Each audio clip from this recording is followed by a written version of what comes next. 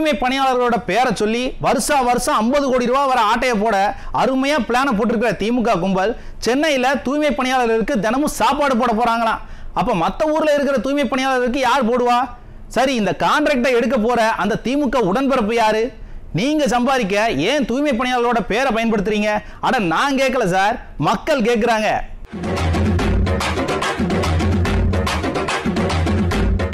மக்கா, தூய்மை பணியாளர்கள் பேரை சொல்லி திமுக கும்பல் நல்லா கொள்ளையடிக்குதுப்பா.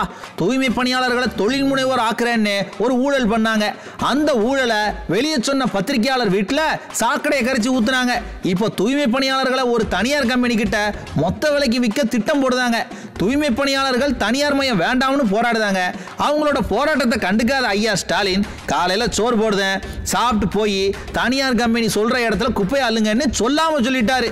இப்ப சென்னையில தூய்மை பணியாளர்களுக்கு சாப்பாடு போடுறதுக்கு ஒரு டெண்டர் விட்டுருக்காங்க. வருஷத்துக்கு 50 கோடி ரூபாய் கணக்குல 150 கோடி ரூபாய் டெண்டர். எந்த உடன்பிறப்பு எடுக்க போதோ எவ்வளவு கமிஷன் அடிக்க போறாங்களோ தெரியல. சரி, சென்னை மாநகராட்சியில் இருக்கிற தூய்மை பணியாளர்களுக்கு மட்டும் சாப்பாடு போட்டா போதுமா? ஆவடி, தாம்பரம், இன்னும் தமிழ்நாடு முழுக்க பல மாநகராட்சி இருக்கு. அங்க இருக்கிற தூய்மை பணியாளருக்கு யார் சார் சாப்பாடு போடுவாங்க? நகராட்சி, பேரூராட்சி, ஊராட்சின்னு லிஸ்ட் பெருசா இருக்குமே, அவங்களுக்கெல்லாம் யார் சார் சாப்பாடு போடுவாங்க?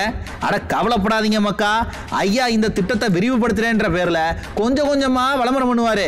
பின்ன சென்னையில 150 கோடினா ஒவ்வொரு மாநகராட்சி, நகராட்சி, ஊராட்சின்னு டெண்டர் போட்டா சில ஆயிரம் கோடிகளை தேத்தலாமா இல்லையா? அதுக்காகவே இந்த திட்டம் விரிவுபடுத்தப்படும்.